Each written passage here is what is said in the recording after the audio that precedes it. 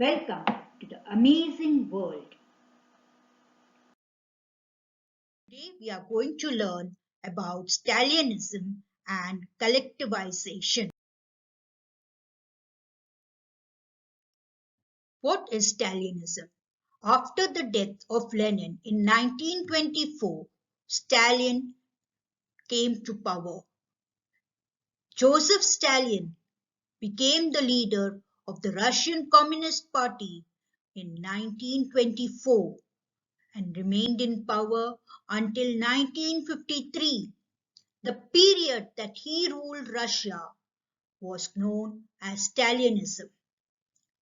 When he came to power, it was noticed that there were economic problems, and so he introduced something called as collectivization. Collectivization is consolidating farms of various individual peasants to cultivate on a collective basis.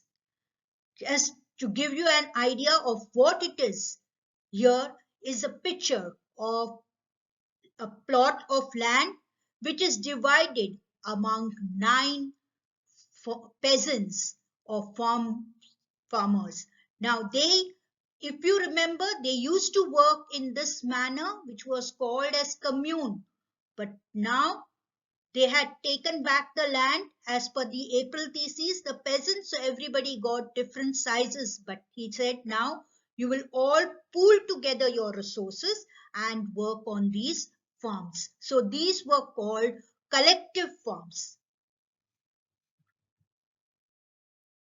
What was the economic problem that Russia faced after 1924 when Stalin came to power was that between 1927-28 there was a lot of food shortage. Food grains were not reaching in towns. They were found in villages, but in towns there was a lot of food shortage, and that is where the most of the population lived. What was the reason for this was not known, but the government felt that let us fix prices for the food grains so that food grains reach all the people, whether in towns or villages. But the peasants were not ready for this. They said, we are growing sufficient, and why you want to fix the prices? We are not ready to sell our crops at these fixed prices. We are selling our crops that we are making. So why you want to fix the prices for the crops? So this was the economic problem, that shortage of food grains was the problem that was faced when Stalin came to power. Now, Stalin had his own thoughts on how to solve this problem. So, first thing was that he said there must be hoarding of food grains. That means there are those rich peasants who in Russia, they were called as kulaks. They were the rich peasants, and he said the traders who are purchasing the grains from the peasants are holding this stock and waiting for the prices to rise and then only selling it in the market. So he thought this should be stopped. So to do that, what did he do was that he sent out his people to get the hoarded grains. So he confiscated those hoarded grains and wanted to put an end to the speculation that keep the grains and then let the prices rise and then we sell. So this he wanted to stop and stop the rich traders and peasants from doing what they were doing.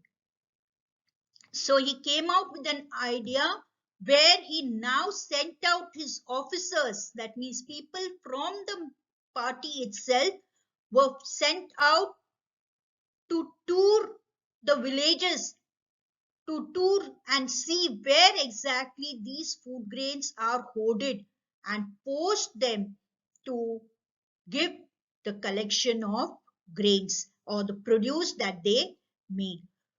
So, in other words, party members supervised and forced the grain collection So if you had so many bags of wheat or rice, you had to give everything to them. So they started raiding, especially the rich peasants who were trying to hoard the food grains. So this was the step that Stalin took to put an end to the food crisis. But did it end? Let us check whether this food crisis was able to come to an end with the raids that were taking place, the confiscation of supplies that was done. What was the result? The result was that still food shortage continued. But why did this food shortage still continue? There were reasons given. The peasants might have had small size holdings, so they were not able to produce as much as wanted. The other thing was that these small farmers, peasants, could not use modern techniques, so they wanted them now to use modern techniques so that they could increase production. So this was the faults that they found, that there were small holdings, small size holdings where you couldn't use modernized techniques. So, and that is why the food shortage continued. But how can we find solution to this was Lenin's thought. And so Lenin came out with the solutions that he felt could help in bringing down this food shortage. So what were the solutions that he thought?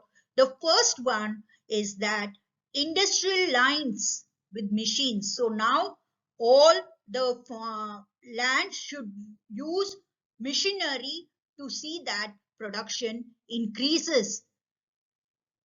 Secondly, he said these kulaks who were holding the grains, now they should be eliminated. So how can they be eliminated? We have to think of a way of how they can be eliminated, how machinery can be used in small holdings. And the third was establish a state-controlled large farms. So the state will have control on these large farms. And that is where the idea that Stalin brought in was introducing the program of collectivization in 1929. Now, what was this program? As per Stalin, was the peasants were forced to cultivate in collective farms called kulkas, and the ownership of the profit was shared by all the peasants. So the state did not keep anything. They said the profit will be shared with you all. So in this way, the food supply will be there for everybody. At the same time, everybody will earn their living. To summarize, we say first Stalin headed the party after Lenin's death, and this period in Russia is called Stalinism. Between 1927 and 28, we see that there was acute problem of food grains, shortage of food grain supplies.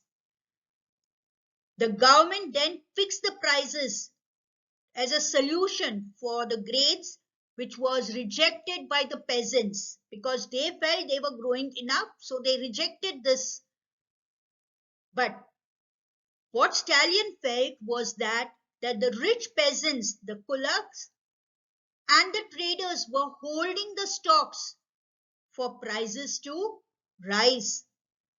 And so now he sent out his party workers to supervise and force grain collection from the producing areas and raided the kulaks.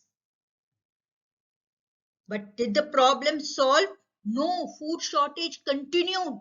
And the reasons given was that due to small holdings and farms, and also farms could not be modernized. That means modern machines could not be used in these farms. So how did Stalin try to solve this problem? Was that he first said to develop modern farms, we need to go on industrial lines with machinery. The second thing was that the kulaks had to be eliminated. And the third was that it should establish state-controlled large farms.